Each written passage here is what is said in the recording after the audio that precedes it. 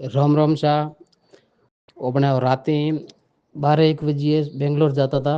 Train में थी उतरे करने हाथी भागी है बीजापुर में आड़पड़कटी बताइए तो कोई करने संपर्क में आवे तो माथी संपर्क करजो। ठीक है शाह। राम राम शाह अपने रात 12-1 बजे बेंगलोर जाता था। ट्रेन में थी उतरे करने हाथी भागी है बीजापुर में आड़पड़कटी बताइए तो कोई करने संपर्क में आवे तो माथी संपर्क करजो। ठीक है शाह।